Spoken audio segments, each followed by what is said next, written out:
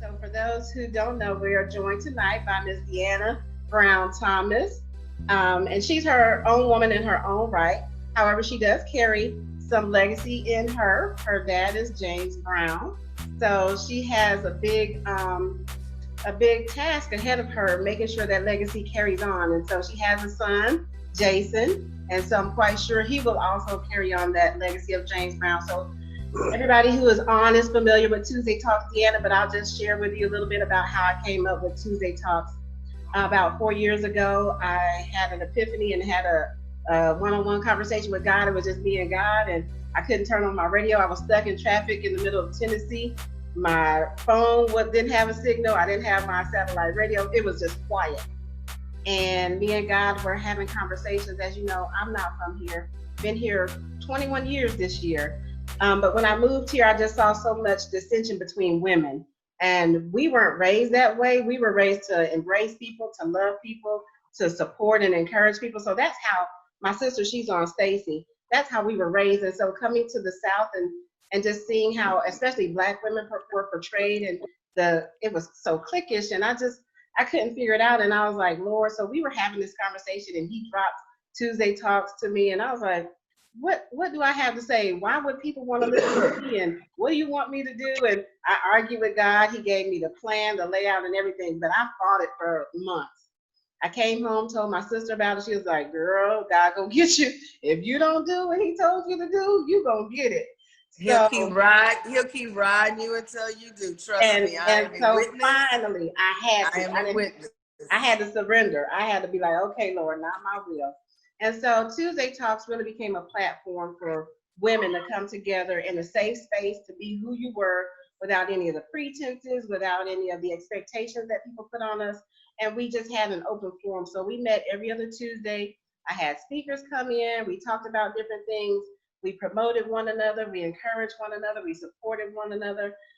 And about a year ago, Craig Boogie comes to me, and I didn't know men were paying attention. And he says, hey, that Tuesday Talks, a tiny thing you got. I was like, yeah.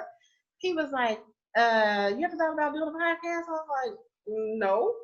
He was like, you need to. I was like, I have no idea how, but if you help me, then I'll do it. And so that's how the podcast was born. It was because of Craig Boogie, and then watching. So Felicia is on the line. Her husband is Trey, who used to work with Augusta Blueprint. And they stepped out on faith and started their own business 2 years ago. Of course, I know Trey. Trey did all my work for me. Exactly.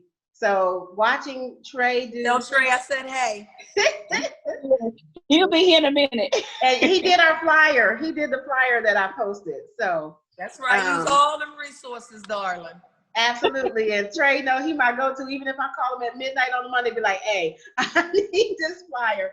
So with the encouragement of Trey and Shields stepped out on his own and started his own business. So just watching everybody. Hey, Miss Mo. Hey, Gigi. Hey, Camilla. So that's how hey. Right. Hey, y'all got our little. Hey, Mo. How you doing, darling? Good. Miss you. Miss you too, sweetness. We all got to do something now. You need to come to Columbia Saturday for her birthday. Saturday? I know, right? She like this Saturday, we having a lake party. We going out on the boat. Party? A lake house, social distancing cookout. Okay. At a lake house. Yeah, but in the future, plan to come down here so you can go on a boat ride with us. Okay. Now, that sounds like fun. It is. Yeah. It is. I'm out there every weekend. Deanna says she gonna take a sip and then she gonna take a dip after this Tuesday Talk. She going to get in the pool. It's hot. I told Tonya, I said, Tonya, girl, you know I gotta love you because you all up in my swim time. I'm about 6:30, 7:30. I'm like, that's my dipping time. Right when the sun go down. Right. Girlfriend, yeah. You know, it still be humid. It still be so hot. Well, we gonna get started. I appreciate you, Deanna, cutting your swim time for me because I love you and I know you love me back because you wouldn't have did it. You right. Hey, Camilla, how you doing, sweetheart? I'm just trying to make sure I speak to folk that I know because I don't want them talking about she ain't even speak to me. Back to what you was talking about. How, right, and that's why we have this, because we don't want none of that. We don't like to do negative. And that's why I'm speaking to everybody that I know, because I don't want none of that either. My grandfather used to always say, when you go into somebody's house, you speak. You speak. You That's say right. hello to everybody, you know. And so I'm like, okay, let me make sure I speak to everybody. But then I know some certain people that, you know. Right. That's right. Well, thank you for that. And that's how we were raised too. When you walk into somebody's house, or when you encounter people, you speak. I don't care who they are. I don't care where you are. You speak. That's courtesy. That's home training. But a lot of people these days don't have home training. So you are absolutely right. You gotta love them anyway.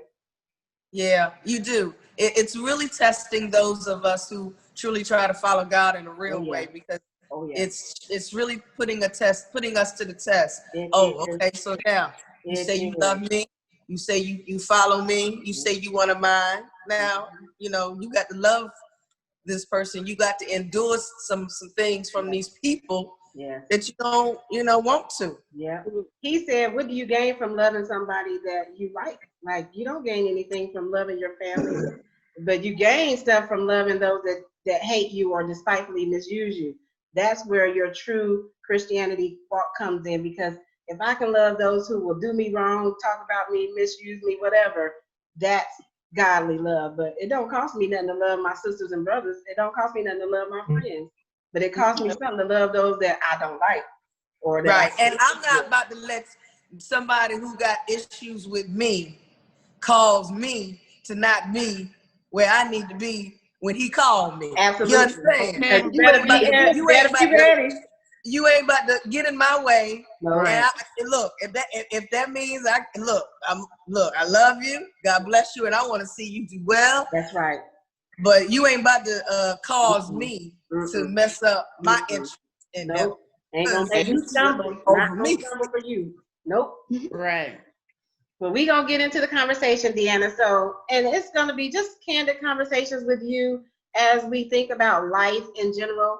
Life, legends, and legacy is what I titled it. Thinking about your life and the things that you've seen, the things you've experienced, the legends you've encountered. One of them being your dad, and then the legacy. So, life. What do you want to say right now, briefly about life, just in general? Whatever you want to share with the women. It's very much uncertain. That's for sure. Life today for everybody is very much uncertain. We don't know what's going to happen. I mean, every morning we wake up with something you got to deal with, and it's serious, and it's affecting everybody. I don't care what your race is. I don't care where you come from. I don't care how much money you have or don't have. Everybody is affected in some shape, form, or fashion. Yeah. So right now, life is just uncertain. And for me,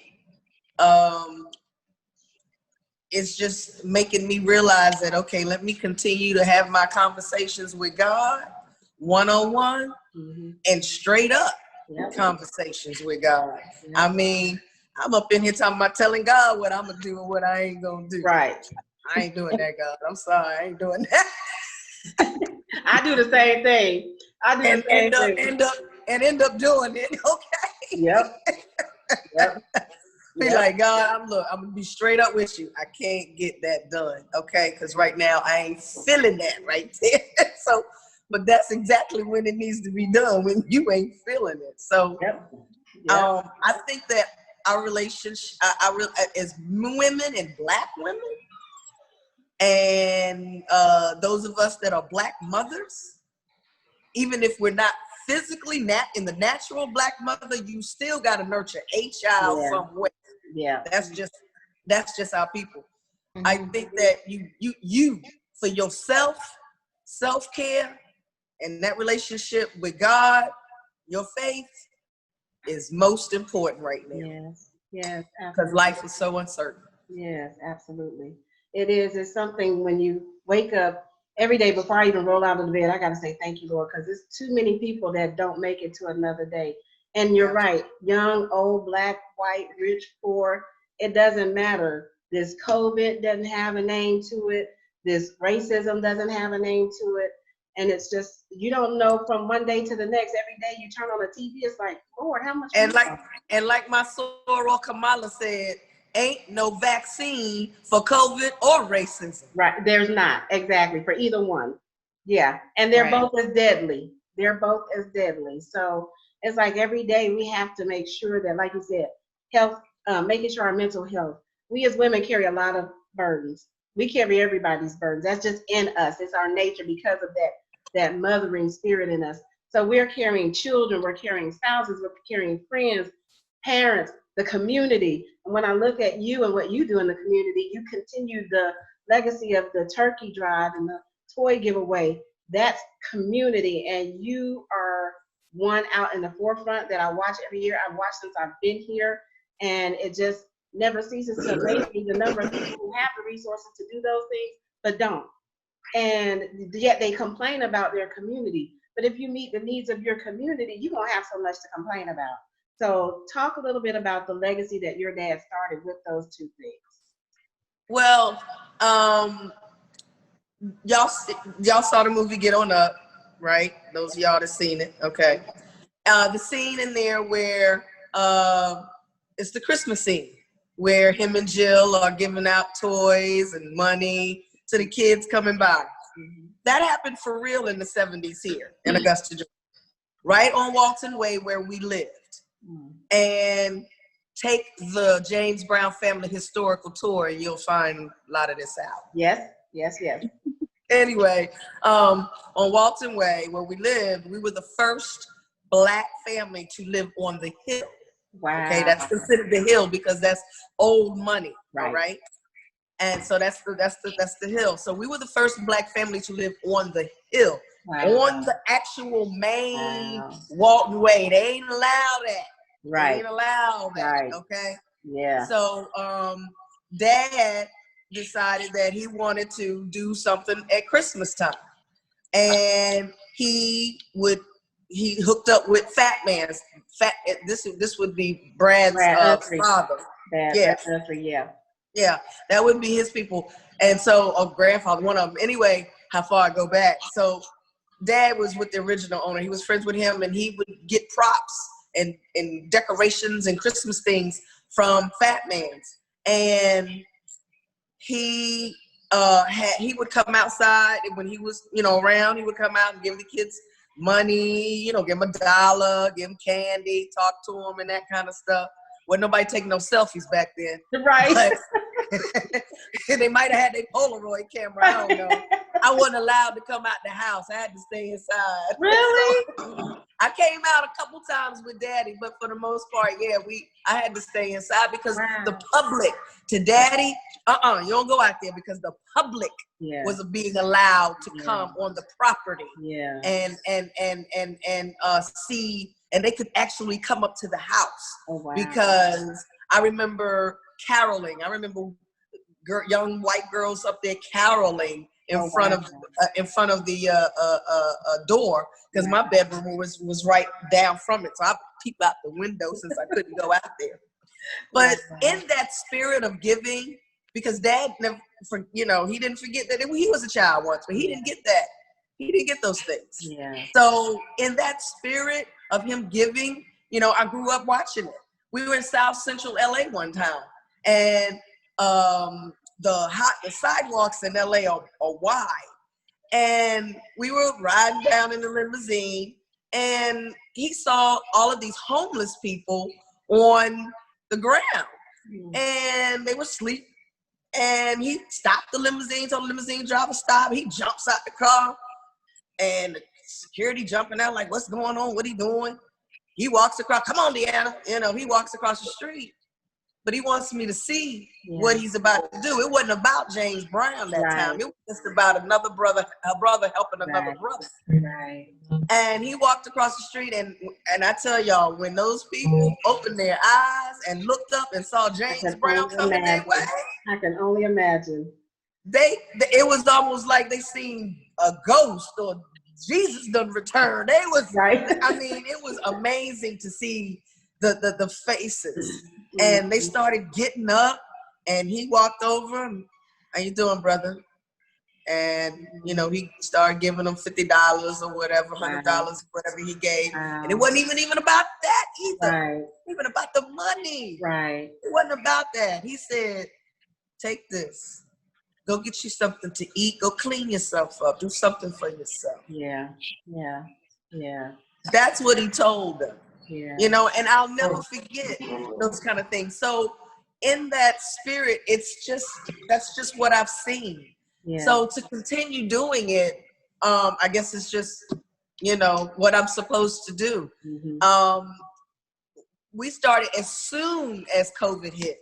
We started we got the board together and we started talking about, you know, what we're going to do. Right. For Turkey and Toy. Right. Because charity doesn't stop. As a matter of fact, the need does not stop.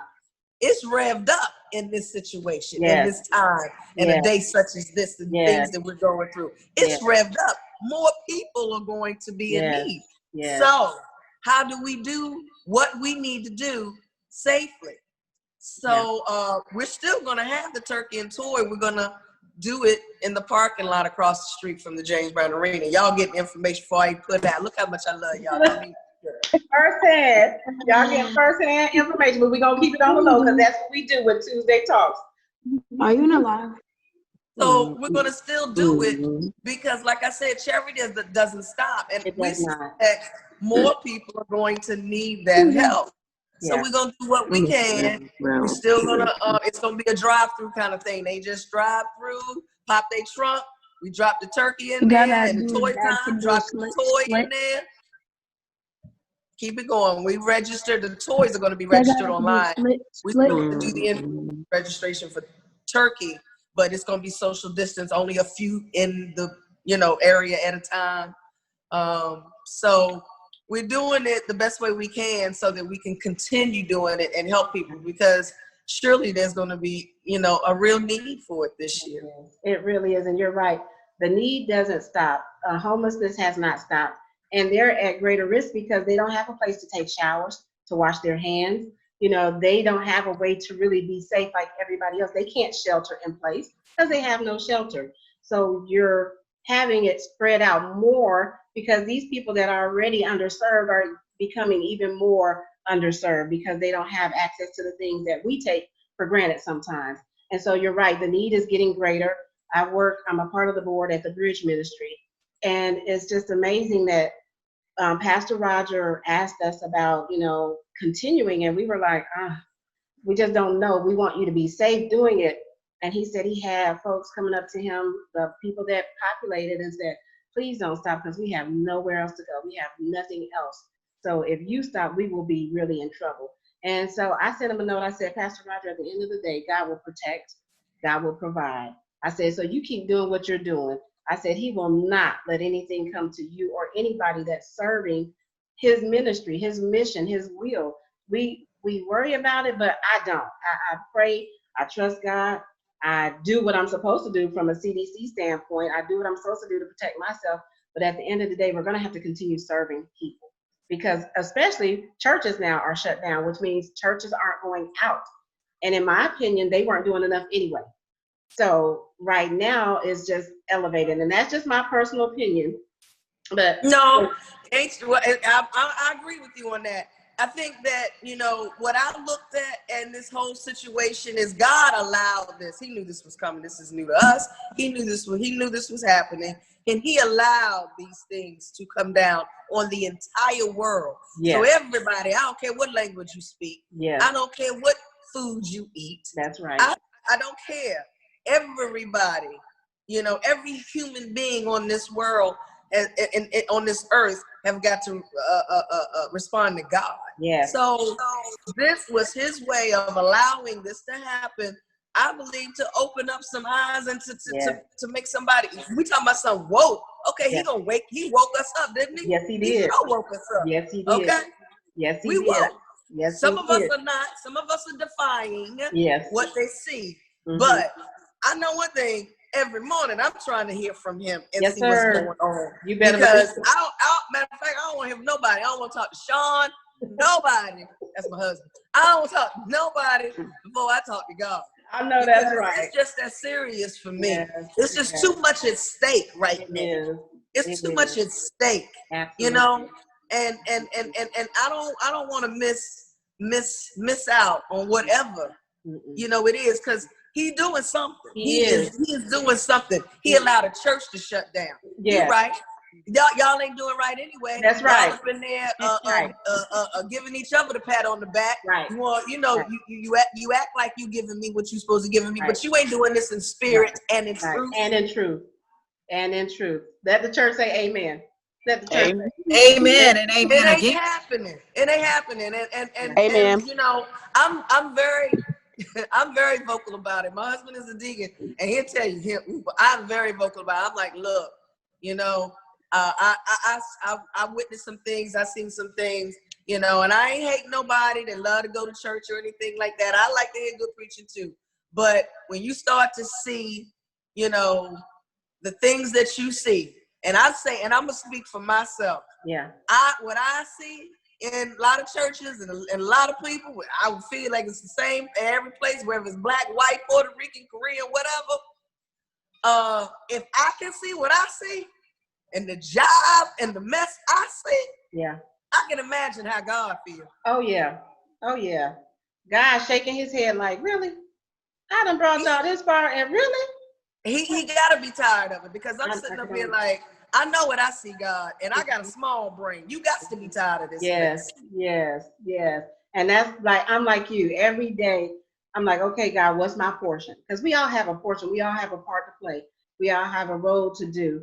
And it's like every day you go outside and you see the hurting, you see the poor, you see the disenfranchised, you see all of this stuff, and yet the church is still silent. Now, you do have some churches, and I give those that are doing ministry, real outreach, I give them their props. But the majority that I see aren't. And so, you know why? I'm gonna tell you why. A lot of them are too busy trying to make sure they get the tithes in so that they can continue paying. You know, I understand you got to keep your lights on and this, that, and the other, and salaries.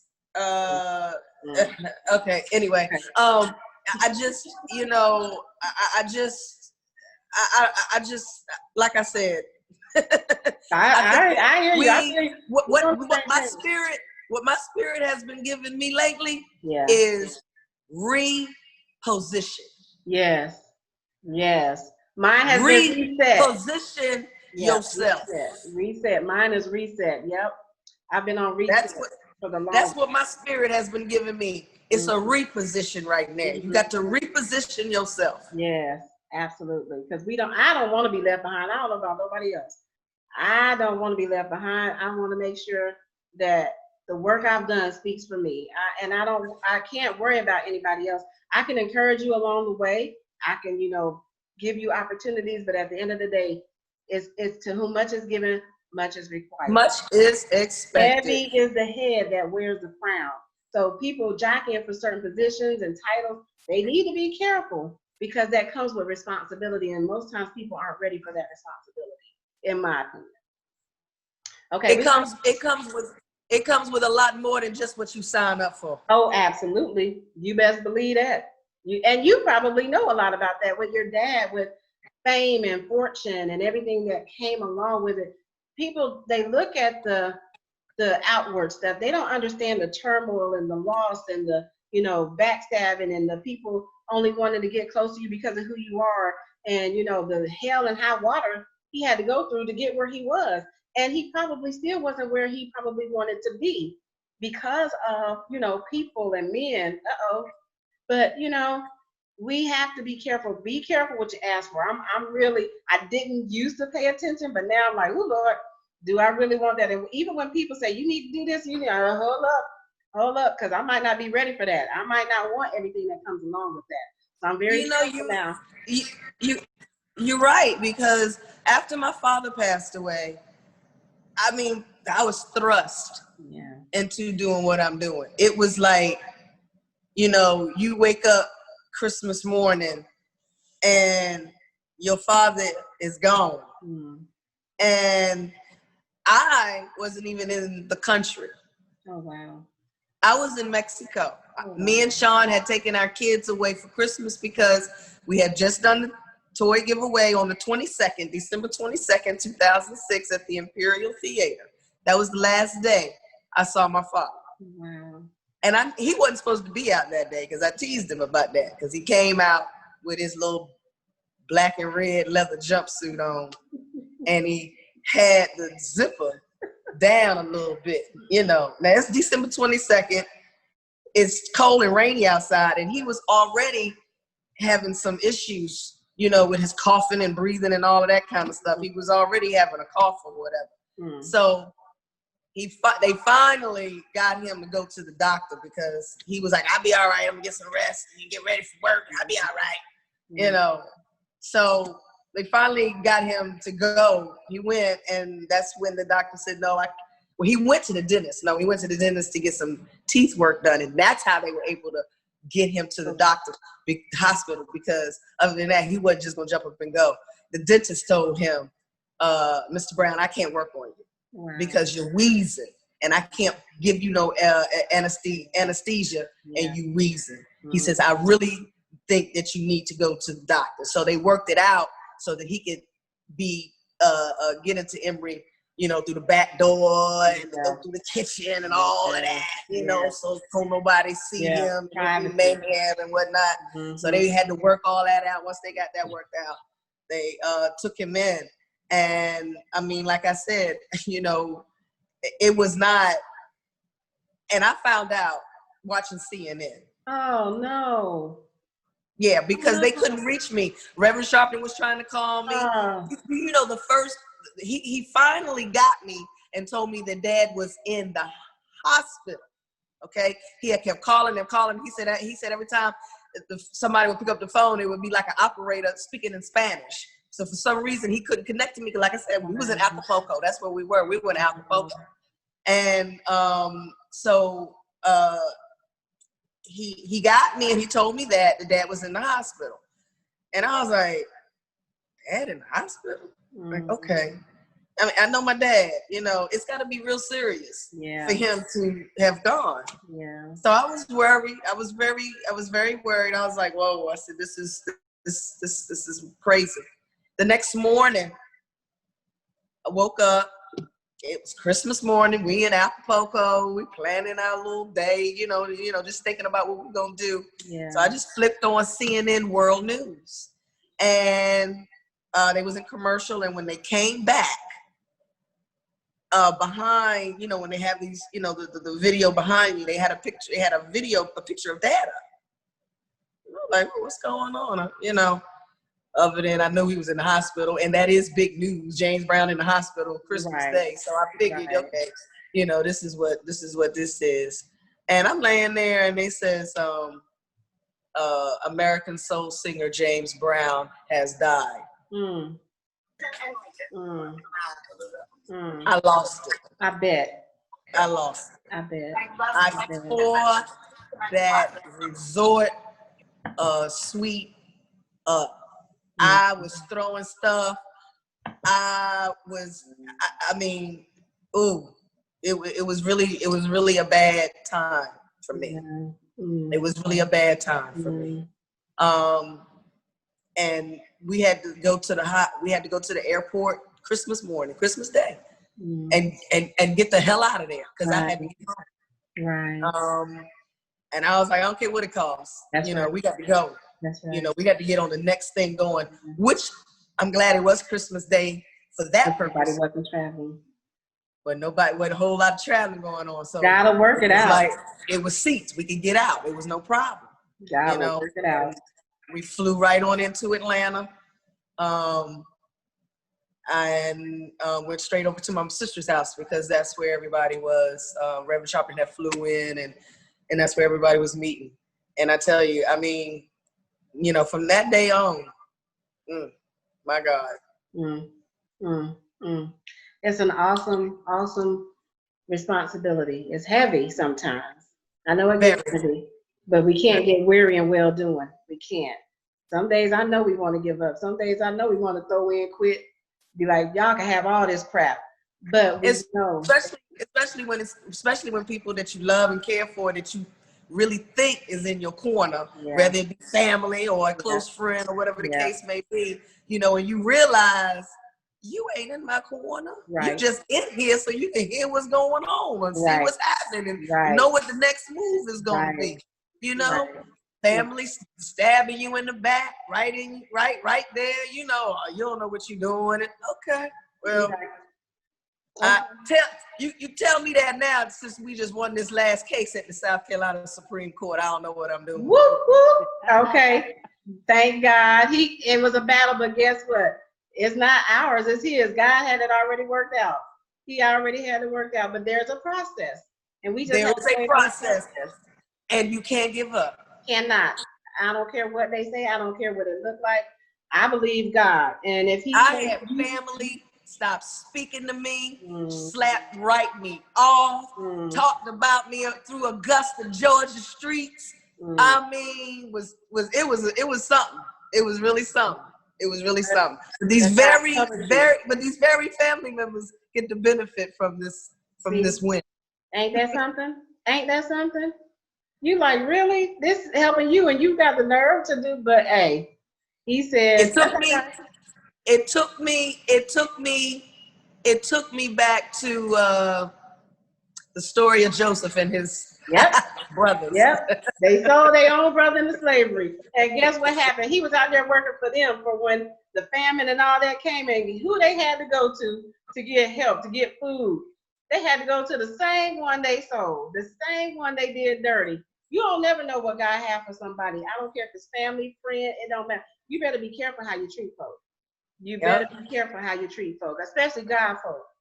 He said, touch not my anointed and do my prophet no harm. And he ain't talking about the preaching. He talking about the children. It's amazing how things changed after. I can only imagine. Yeah, it's amazing. But you know what? What even more amazing is how God changed me. Yeah. Because I'm not holding no animosity against them because I understand. I understand they did not know what they ain't know what they was up against. They knew not what they did. They knew not what they did, and it was all right because I understand they did not understand this process. They did not understand what had to be done. You know, and I realized that they wasn't gonna understand because God wasn't talking to them. That's right.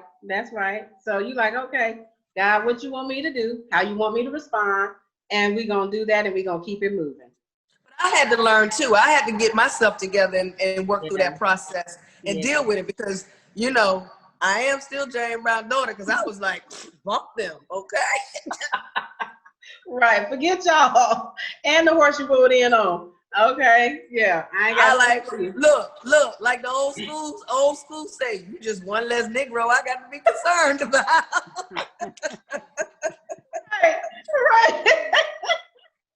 Right. And that's how, and honestly, if we're honest with ourselves, we do get like that. Like, that's real. That's reality. Like, your first initial response when people do you like that, it's like, well, forget you then. I don't need you. I don't even want to be bothered with you. But then we have to go back, because I found myself having to go back and repent, be like, and I do it with an attitude, but I go and do it because I want God to get me. I be like, come on, man. Now, Lord, you know they wrong. Why you want me to go? Why I got to be the one? Why I got to be because I told you? Simple as that. Right, because you the one I picked. Point blank. I ain't got to give you no other explanation. Exactly. Talk about Jamp. Jamp is your baby. Your another piece of legacy that your dad left. He wanted to teach children instruments, but also it's more than instruments. Tell us a little bit about Jamp for those that may not know. Man, let me tell you something. It's like you say, it's more than just teaching them those instruments. Mr. Daniel Sapp, Master Sapp, does an excellent job. He has such great patience with them, and he connects with them because he's not an old man teacher. He's a young guy, which is good. He connects with them, and so he's there not just teaching music, but as a mentor as well. That's pretty much what we serve because, I've taken kids to go get haircuts. I've taken kids to, go see about different things with their school or business. I've supported their kids outside of Jamp and being able to take them to different events and different places to meet different people, you know, just so they can open their eyes and say that they had that opportunity, you know. So Dad used to always talk about how important it was to keep music in the schools, okay? And he would always say that everybody's not going to have big break in sports. Everybody's not going to, you know, be able to, you know, get that big break. Yeah. Okay. So, you know, and music is important because it is documented. I know we got some educators on here. It's documented that music education helps in science, math, and reading. Okay. Mm-hmm. It ain't the other way around. It ain't science, math, and reading that helps in music. Right. Okay. So these are things that help stimulate the brain. Not only that, it is a discipline type of a very strict discipline type of learning, because it causes you to have to do it over and over and over and over again until you get your thing. Yeah. My dad didn't know how to read music. He had the gift to hear it and know that what it was supposed to sound like. That was another scene in Get On Up. Yeah, I remember. The Soul Sweat. Yeah. He didn't read music, but he could tell somebody who read music that note was wrong. That's how you learned it in the book. I'm getting ready to show you another way. Right. And it's gonna sound better too. Right. That wasn't right. That's not it. My dad created what you call the 1 and the 3 beat. The music theory books from day one are gonna teach you the 2 and 4 beat. When you start the music, all right, Say It Loud is a prime example of the 1 and 3 beat and the 2 and 4. I mean, all his music is, but Say It Loud is a good one to explain to you, since I ain't no music teacher. Say It Loud. The first note you hear is what? Okay? Yep. Boom. With your bad self. Yep. And it's that constant, all right? Yeah. And it's on the 1. It's that was when they kept talking about 1 to 1. It's on that first beat. It's not it's beat. Beat. Yeah. And that's how he created the funk. He changed the whole game up. He did. And put them on the 1 and did the 1 and 3 beat. And I mean, like I said, being able to just learn these things and be able to pass that on to these kids, you know, is treasure. And so they don't just learn the music, they learn the history behind the music, behind the man. And they're getting it from right off from me, or they had Keith who worked for my dad. I've had some of the other band members come in and speak to them, you know, Danny Ray. I mean, they're getting them from the originals. You know, that was with my father for many years. So, you know, for them, I tell them all the time, I says, look, when my dad's band get too old to do too much, y'all are next. That's right. Y'all gonna be the next JB Funketeers to come through. You know, because y'all know the music like y'all know it. I mean, these kids, they can play it better than some grown folks. They are phenomenal. They can better AJ, I remember AJ being a part of Jam. Yeah, we missed AJ. I know he getting tall. Wow. Yeah. And it's awesome to watch him. He started off with Jam. Yeah. And AJ, he came ready, boy. He wanted to learn everything. I do drums today. I do keyboard today. But you know what? That was what we wanted. We wanted the kids to come in to find their niche. Just because your mama say, learn this, if that ain't what you feeling, you ain't got to do that. Right. Do where you feel, where you feeling it at. That's where, because that's where you're going to do your best. Now, if you end up going to the piano and you like it, keyboard, you like it, fine. But if the drums is where you feeling it, then we're going to put you there first. Because if you feeling it, that means it's coming from your soul. And that's what we want. Yeah. And speaking of that, me and Monique were talking when we got the news the other night about Chadwick. I didn't believe it at first. I thought it was a hoax until I saw the Associated Press post it. And I was like, oh, not what I wanted to hear. And it just really took me to a place that his age, 43, battling colon cancer. And when I think about him being here for the premiere and him spending time with Jamp and you guys spending time together, you know, with him doing the role of your dad and Get On Up, like how much did you guys interact with him and what was your experience with him like? I mean, I know you have tons of stories, but it hurt my heart to hear it. You know, I had a moment, my sister kind of stuck and told me because MJ was here and she knows me, I'll start crying. And so she was like, listen, don't freak out. I'm about to show you something. And I was like, well, why would you show me? And he said, you know how I am. But I was able to hold it together. But I was telling Monique, I was like, girl, we was there at the premiere when, you know, we were there on the red carpet when he was there. And it's just the experience of knowing somebody that great graced your presence, whether you had a conversation with him or not, but just his humbleness and his spirit. And that's the trend that everybody's talking about, how humble he was. And I can only imagine what he was going through from a pain perspective while he's doing all these movies and acting, and nobody knew. Nobody knew. His family kept it quiet. And that's another thing, going back to that family and your real circle. You got to keep your circle tight. Nobody leaked it to the press. Nobody tried to get, you know, kudo points because, oh, I know something and you may want to know it.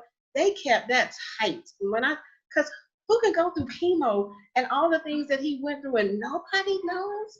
He's had surgeries and that stuff racks your brain, it racks your body, and he still pressed forward. He still did his very best on every set. So what was your experience and Jamp experience like with Chad?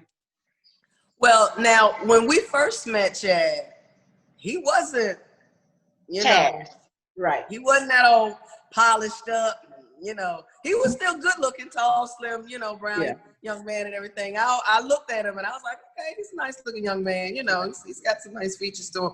But he just had on some regular old pants and old sweater and whatnot.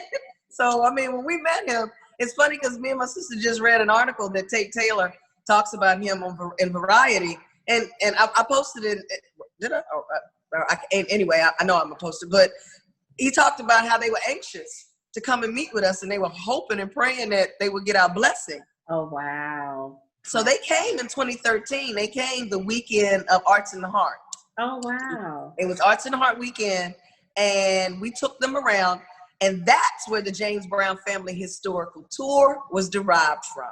Wow. Because I took them around and showed them different things, and we talked about They had extensive conversation with my mother because, you know, Jill Scott portrayed my mom. So they had a conversation about that with her. And he, you know, he asked questions, of course. And that day, it was just down to earth Chadwick. He hadn't played the role yet. He was just off of 42. You know, so he wasn't all that popular until he did James Brown. And then everybody, whoa, okay, wait a minute. Right. So when he came that day, he was just, you know, old Chad, like an old country boy, you know, like, and he was real cool. We took him to the restaurant. They got fish and chicken. He was eating that fish stand, was about to go crazy. He got a chance to see the kids perform because we stopped at the Arts and Hearts when we were finished the day, and I remember talking to, golly, I can't remember his name. He passed away. The one that always did our turkey giveaway. White cop, Lieutenant. Oh, Compton. Yes. Compton. He was there when we pulled up, and I said, Lieutenant Compton, I got the young man who's going to be playing my dad in the movie. Can we please come in here just for a few minutes? He wants to see the kids. And he was like, oh, yeah. So we walked, and he's like, that's the dude. I said, yeah, you know, because he was not... He wasn't Hollywood. And even when he was in, like, started to live in Hollywood and be in Hollywood, that wasn't Chad. He wasn't a Hollywood type. He was not about that mess. He was still Chad from Anderson, South Carolina. Anderson, South Carolina, right. And so that day, you know, he was definitely Chad from Anderson. Because, like I said, he hadn't gotten into all of that frilly stuff, and he was just so cool. You know, he was just so cool that day, and we teased him. We was like, "You're a little too tall. You know, you're a little taller than the real James Brown, but you know." And it was funny because we was all sitting back. Oh yeah, they gonna come, you know, and we were excited to see him, but we was still like, I'm gonna check this joker out, you know what I mean? Like, And come to find out after reading the article, heck, they was more nervous about meeting us. Wow. But and then when he came for the premieres and everything, him and my son got close because Jason worked on the film on the set, and so they stayed in touch a lot. So after the film and all of that, he stayed in touch with our family through my son because you know, it's like, hey, how Chad doing? You talk Chad, yeah, you know, whatever.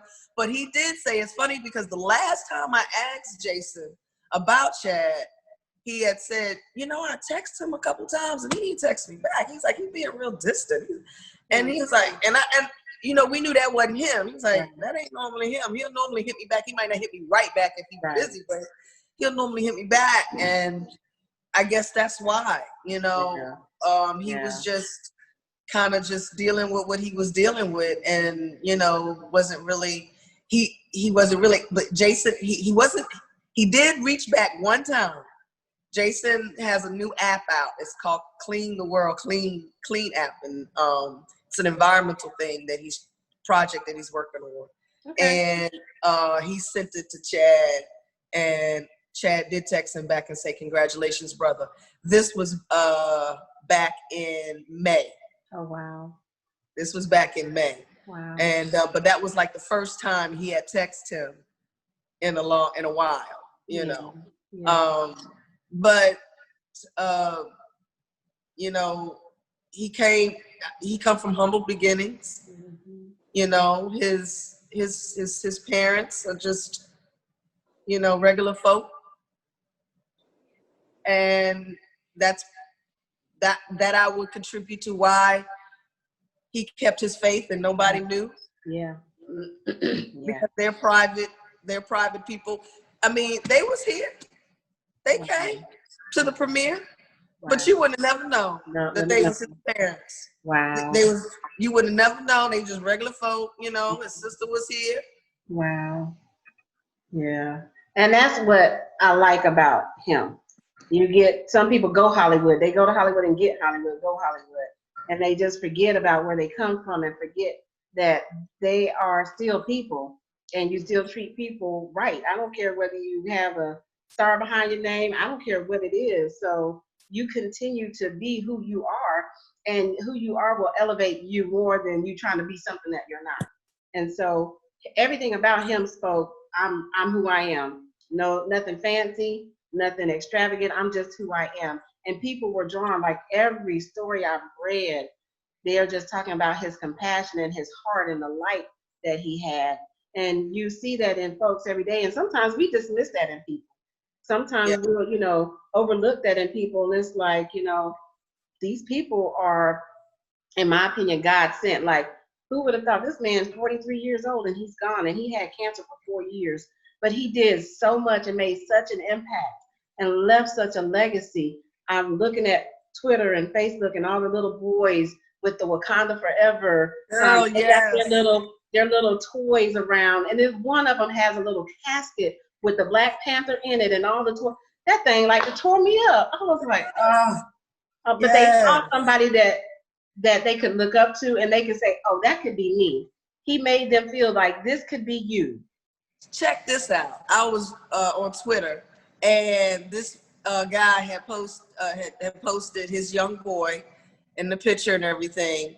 And he had said that when he told him that Black Panther, the real Black Panther, had died, the boy asked his father, he said, how did he die, Dad? Did the police kill him? Oh. Or did he die from coronavirus? 8 years old, asking these kind of questions. Because that's what they see every day. That's what they see every day. So that's why, when I saw that too, I was like, man, these kids, and let me show you something. This is what I felt. It's like I saw the same thing when I saw, when I thought about Jam, when I seen these kids, and these kids are 8. These are young children, okay? They're going to think about Chadwick Boseman for the rest of their life, Black Panther for the rest of their life. This is another 60, 70, 80, 90 years, however many years God give all of these kids around the world years. And I felt that when I did Jam. I said, you know what, these kids, we started them as young as 4. Okay, we had some as young as 4. And the older ones that are grown now started when they were like 11 and 12. And I'm like, relationships have been created here. They're going to have lifetime friendships, but they're going to take this James Brown music for the rest of their life. When I'm dead and gone, these kids from Jam are still going to be playing his music. And they are going to still give back.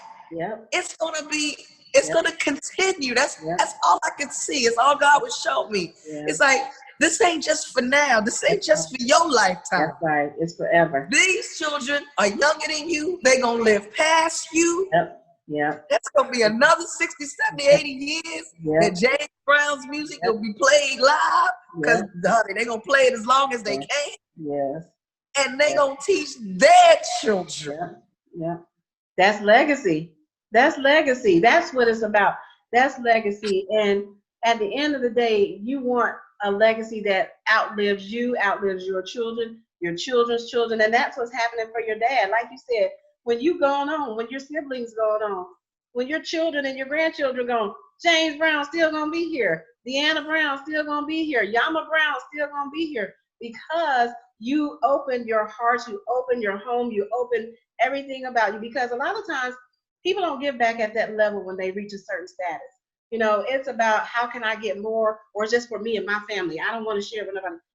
Let me tell you what a lot of celebrities do. They'll put their name on something, but that don't mean that they gave out their pocket on it. Right.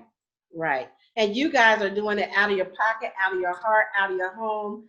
My dad did it out of his pocket. He didn't. It wasn't just the James Brown turkey giveaway or the James Brown toy giveaway. He came out of his pocket. He didn't just put his name there. Right, and that's the difference, and that's why it's going to last. Because what man does on their own level, God will elevate it if you're doing it for the right reasons, and if you're doing it for His people, He will elevate it, and He'll expand that thing. So you'll be like, how in the world did I get here? How in the world did my name get all the way across the world? How do these people? God, like, I got this. That's awesome. Another thing, I saw something recently. You guys added a new a trail through the CBB. Did I see something with you guys adding the James Brown Trail with the CBB? Oh, yes. It's funny because a lot of the places anyway are on our tour. So we're basically letting our guests know. And when we stop at, these places, of course, we're showing them, this is what you can do and check it out. So yeah, it was a really cool project that they put together. It's really cool. I did one for the museum, and I think I forgot the other one I did, Lois. Y'all, I do so much, I can't even remember. I think I did Silent Sex Floyd. I don't know. I did 2. Then my niece did one for Bell Auditorium. But yeah, I just thought, and then Uncle Danny did a couple. So yeah, I think that was a really cool thing. The only thing about it is that because it is a walking tour, ain't too many folk gonna be doing it while it's hot. So and Augusta's lazy. Augusta don't like to walk anyway, even if it's not hot. we're lazy. It's a really good. It might be a really good project to put together, and it'll be called Make It Funky and Healthy.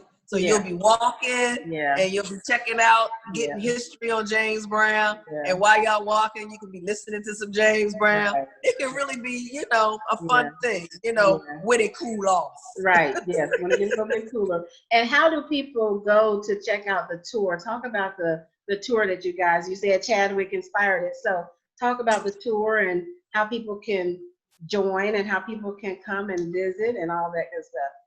Well, you can always go to the website, jamesbrownfamilyfdn.org, and everything is there about JAMP, about the tour. You can click the tour and get all the information about that.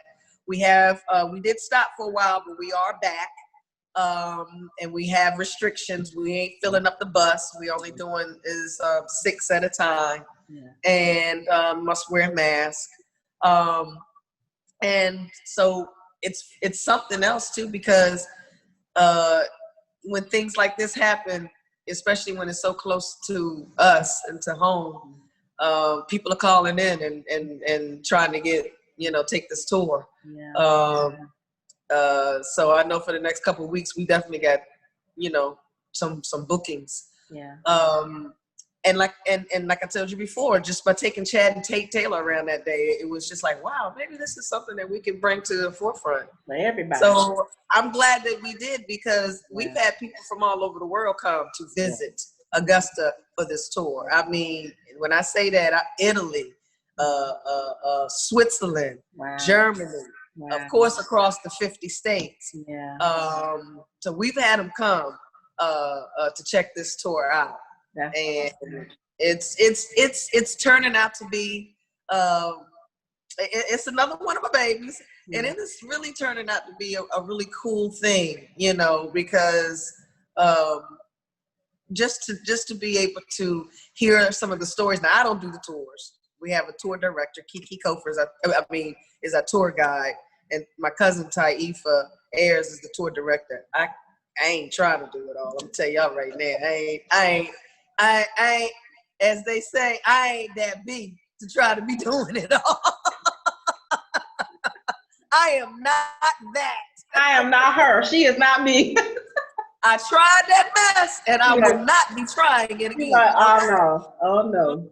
It ain't working. And you don't have to be. You don't have to be. When you have people that you can trust to do it and to carry on the same legacy the same way, we don't have to be everything. I know a lot of times we think we should be, or we try to be, but we don't have to be. We don't have to be, because we'll wear ourselves out trying to be everything to everybody. Can't do it. Yeah. So I'm excited.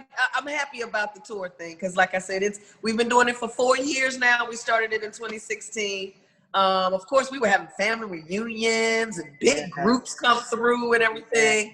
But all of that is not right now. But we're still doing it, and it's actually turning out to be a really, really, really cool thing. And I encourage y'all to get together. We will. We're going to have a Tuesday Talks tour with the James Brown Family Foundation. We're going to schedule that. That'll be awesome. Yeah. Well, Deanna, I don't want to go into your pool time much more, so I'll give folks a couple of minutes to ask a couple of questions. Does anybody have any questions for Deanna? No, I just want to say to Deanna, I really admire you. You have celebrity babies that lose themselves in that lifestyle. But from the years of knowing you and me and you way, way back at the Partridge Inn, you have each encounter with you is always the same. You're always that same person. You're always genuine. You're always down to earth. You're always, kind and just who you are. And I commend you, because it's a lot dealing with that in the whole world. You have to face the world because your father was somebody. So like having to face the world is a big thing, and to make it and to be this woman and still press on, still press through, still make it happen through your trials, through your tribulations. You still laugh, you still smile, you may cry, but you haven't given up. And so I want to just commend you. My question to you was going to be, how did you persevere? But you answered that when you said you did it because your family didn't know. When you recognized, just like when Jesus was on the cross, I forgive them for they not know, you know, and that's one of the hardest things because you're hurt more when family do it than a friend. You know, you're like, my sister, my cousin, my brother. But to persevere through that and to keep on pushing is a big deal. So kudos to you, sis, for making it, for still being here, for still doing it, and for making sure that every day that your father's looking down from heaven, he is proud. Yeah. If he ain't proud of nobody else, he got to be proud of you. So I just want to say congratulations for being the woman that you are. Thank you so much. Thank you so much, sweetheart. I appreciate that. Appreciate that. Thank you. Anybody else? Just thank you. About, love you. Go. Okay, Mo said love you. Stacy, go ahead, because Mo was like love you. Mo. I just had a question. When Chad came down to do the kind of scoping out of James Brown and you guys to get your blessings, did anybody else come with him? Like, did Jill Scott or the guy that paid his best friend? I can't remember him. I know he passed away a couple years ago also. Nielsen. Yeah, Nelson. Right. Yeah, he passed away. He played Uncle Bobby. Right. Keith Robinson came, who played one of the famous Flames, because him and my sister were good friends, and she got him a spot in the movie. Also, the gentleman who played Grace. Oh goodness! In the scene where they went to the house of prayer. The preacher, he was here as well. Golly, some of the production people came as well, but none of the other stars came to Augusta. And some of the other stars, I can't remember all of them, came to Atlanta because some of them lived in that area. Mm-hmm. But you know, it was cool if the other ones had come. We wanted Chad. Right. We got who we wanted. It wasn't like we invited everybody now, don't get me wrong. But, you know, we were like, you know, if don't nobody come, Chad come. Right. And I want to say I appreciate your work with the children. I did go to our niece's graduation, I think, and they performed and they were amazing. I was like, you wait till I blow up. Don't think I'm not going to hire them. Watch me. And my sister was laughing because, you know, I'm serious about that. I was like, it's going down because they were so amazing and just on it, doggone it. I was like, well, dang. You guys do great work with them. Yeah. Thank you. Yeah. Thank you so very much for saying that. That was my sister talking, even though you can't see her face. That was my sister. Yeah, I saw the green screen around the target. The white thing. Oh, my bad. Thank you for saying that, Stacey. I appreciate that. And I you know, it's funny because there she is. It's funny because my son is grown and gone, honey. He is 30 years old. And when he left for college, it was like, okay, you know, I'm pretty good. I'm pretty free. And then when he graduated college, he moved to LA and he's been out there since. Mm-hmm. So I never thought that I'd be, you know, still mothering children. You know what I mean? I was like, shoot, my son grown and gone. It's time to, you know, deuces. Have fun. It's time to walk around the house naked. This is my sister. Be grown. Time to be grown. Right. You're on your own. Anybody else have questions for Deanna? Wait a minute. Tonya, Gigi been a ghost all night. She came on live for that one right there. I did for a reason. We ain't see her all night. Y'all start talking about walking around the house naked. Here she goes. Hirsch. That's right, Gigi. Hey, Miss D. And I guess that was my question to you. Good to see you, sis. That was my question. Girl, what's wrong with your phone? You going in and out. What'd you say? Gigi, you sound like an alien. Can you hear me? Oh, wow. No. Bootleg. Froze. You probably got to go outside. We hear you now. No. How about that? Yeah. Hush. Okay, I'm gonna leave it like that. Hey, Ms. D, that was I kind of want to piggyback on that on a fun question. Everything's been really good, really great. Thank you for sharing your life and your dad's life with us. I've learned a lot tonight. But what do you do for fun besides swim? When I know you said that you're done. Your son's been gone. You thought you was gonna run. She do have fun. Well, I'm gonna be honest. I used to love going to concerts, but we ain't been able to do that. So, I mean, I grew up live music, so I mean, I just love live music. Yeah. But for these last few months, that's pretty much have been my fun. Wow. a little WW, a little wine and water. Oh, girl! I knew we were getting close. Thank you. Anybody else have questions or comments? Oh wow. Can you hear me, Tonya? Yeah, I hear you, Bridget. Okay. Hi, I just want to say thanks for sharing. It was great information, and my heart just went out when you said that you learned about it on CNN. It just, I don't know. My heart just went in when you said that, and I just want to thank you for sharing that. And I learned a lot. And every time I see you and I'm around you, you very down to earth, and you take pictures with us, and you just down to earth. Mm-hmm. And I love you for being who you are. And thank you for sharing. And it's good to see you all, my sisters. You too, Bridget. Love you, Bridget. Hey, Bridget. Thank you, Bridget. Hey, I love you too, sister. Thank you very much for saying those things. God bless you. Okay, Selena, you got anything before I go to? Yes, hold on. I do see you wanted to say something. I ain't want y'all to see me washing them dishes. Selena, I didn't even know you was on here. Girl, watch out now. I was on here. I just want to say, Deanna, you know that I love everything you do. You took this whole,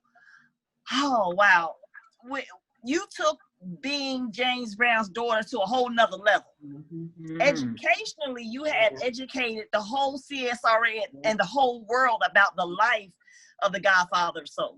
We knew about him, but I learned more since you have been the forefront of the James Brown Family Foundation, and an icon.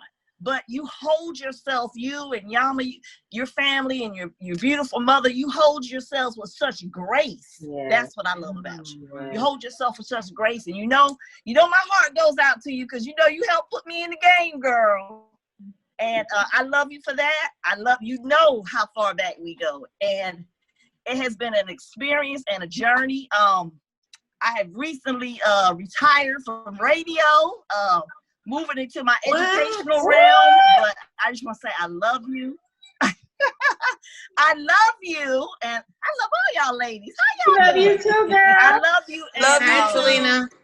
Love you too, Soror. I love you. And like I said, the grace that you have. You remind me of Michelle Obama, girl. You just got that grace about you. That's always, and I love working with the debutantes, love working with the toy drive, or whatever you need us for here in the CSRA, girl. I got you. I got your back. I got you too. Let me clear this up right now. That check I sent you ain't gonna clear. Girl, I love you with everything, Selena.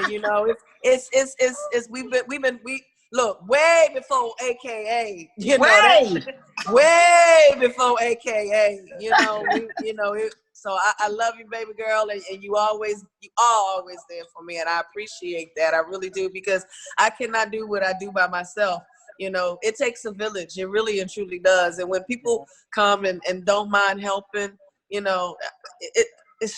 really is a blessing. And I know my dad, loves all of y'all that.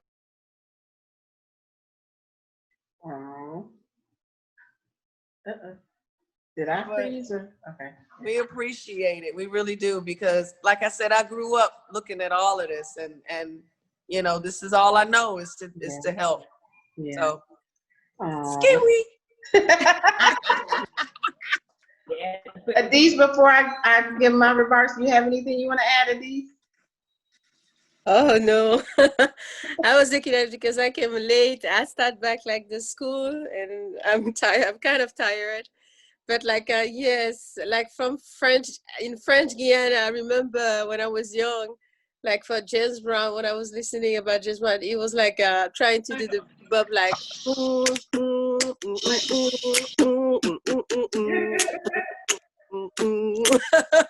when the night has come. That was, Jess Brown, Michael Jackson. That was really like the song that I was listening a lot, like on the radio. So all over the world, I think like people listen to the music of Jess Brown and just seeing and hearing. Where are you originally from, sweetheart? I'm from French Guiana. In France. French Guiana. Yeah. Okay. It's French Guiana in France. In France. It's near Brazil. It's still like in south, like America, sort of like it's near like a Brazil. French Guiana. Yeah, Suriname. Yes. Wow. Yeah. Interesting. So yes, James Brown. Like when I grew up and looking at like having like some video music, and that was I would say our example of like the success like black people in the music industry, and it's been like it never quit us.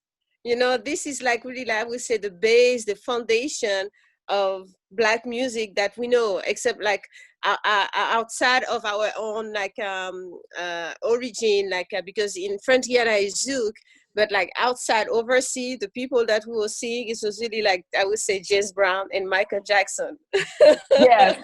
You know what? I hear you. I'm gonna tell y'all something. The last time Betty Wright came and did a show here in Augusta, she said that. She says when you over in Europe, they only talk about two black artists, and that's James Brown and Michael Jackson. Right. Yeah. Correct. It's that. So it's really like a one honor to hear like about his daughter and what she's doing, and to continue the legacy, because it's true that I would say we need that. We really need that, to know that people like black people, they fought, and to be in the level where they are, and they are people who you can reach. Like it's not like they, how to say that, like she was saying, they are not really like say type of Hollywood, and people you can have access to them. In contrary, like the population, they open a door for you to say, hey, you can learn about him, you can learn how what like was his path, and like how he fought, how he did it. So it's really nice to do that, and it's really interesting to be open and to, I would say, welcome people to learn. That is a great thing. Yes, cool. So nice to meet you. Nice to meet you too. Au revoir. Au revoir. Yes, c'est vrai. That's all I know. You like that's it? Hey. Well, Deanna, I just have to say, girl, I love you. Me and you have had a great relationship. We will continue. I believe in everything that you do. I support everything that you do 100%. I'm always here for you, no matter what. And anytime I call, you answer me. Anytime I reach out to you, you always respond. And that says a lot about you as a person. And I do appreciate that. I love you to the moon and back. I love you like one of my friends used to say, I love you like a fat kid love cake. And leave that cake alone. But you are a true inspiration to women of color, to women who have struggled, to women who have overcome. You are that example. I mean, what better example than you? The trials, the tribulations, no matter what they were throwing at you, no matter what came your way, you handled that stuff with grace, dignity. You did not let them break you down. You did not let them get you out of character. You kept your head held high, and that is something to be honored. Because a lot of times you can be broken down. You can be, taken off like the deep end. Like you could go into a mental shutdown. But your faith in God is something that is all over you. Your faith in God and how you talk about God and your relationship with God is an inspiration. And so I want you to continue to keep doing what you're doing. I'm proud of you. Your dad's proud of you. The country, we're proud of you. Like, I'm about to cry because I'm just thinking about how you never know what somebody's going through. We always take things for granted. We take people for granted thinking they got it made or they don't have struggles and they don't have troubles.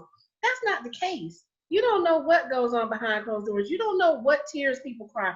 You don't know how many times people say they just want to give up and just end it. You don't know. And so I always am grateful for anytime that I can share, anytime that I can be shared with, anytime that God allows me and Monique, we were taught this in church. You know Hardy, he's our pastor, and he always says that everything happens at the speed of relationships. We value relationships like no other. I don't take them for granted. I don't take them lightly. I cherish those that God gives to me. And I just want you to know that you're loved and you're prayed for. You know, some days God will put you on my mind and I'll just say a prayer for you. I don't know what you're going to do. You know, every now and then I'll send you a text like, hey girl, praying for you, love you, because that's what we should do to help each other, to get us through those rough patches, to get us through those days when it seems like nothing's going right, those days when it seems like we just can't get right. So thank you for who you are, really who you are. Your heart is golden, your attitude is golden, and I just love you for being you. And thank you for just accepting me. Even when I moved here, you didn't know me. You just accepted me, and you know, we formed a bond, and it's just been like we've been friends forever. And I appreciate that, and I just want you to know that, because I want to give people their flowers while they're living. I don't want to wait till somebody dead and gone to tell them what they meant to me. So I'm telling you right now, you mean the world to me, and I'm so glad that you crossed my path. Thank you, sweetheart, and everybody that has something sweet to say to me. You know, I appreciate you, because I don't know everybody on here that well as I know, you know, Tonia or Monique or Camilla, but, you know, and Selena, of course. But thank you so much for saying the things that you say. And, you know, I just get up every morning to say my prayers and go and do what I can do. And you never know who's watching. You just never know who's checking you out and seeing what you're doing. And I ain't perfect. You know, I just try not to let everybody see, you know, those times when I do have to break down and, you know, do it.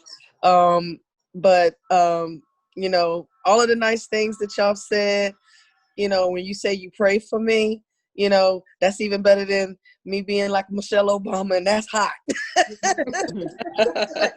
You pray for me, because I need those, and I'm going to be praying for each and every one of you sisters on here. God bless y'all. And if there's anything I can do to help any of you in your projects, please reach out and let me do what I can do. If I can, I'll be more than happy to.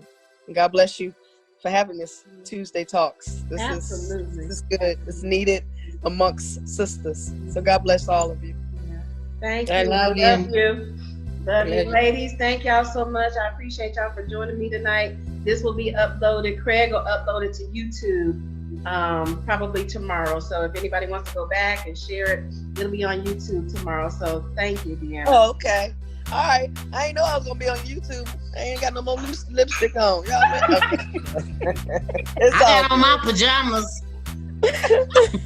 We wouldn't have never known if you wouldn't have said nothing, Monique.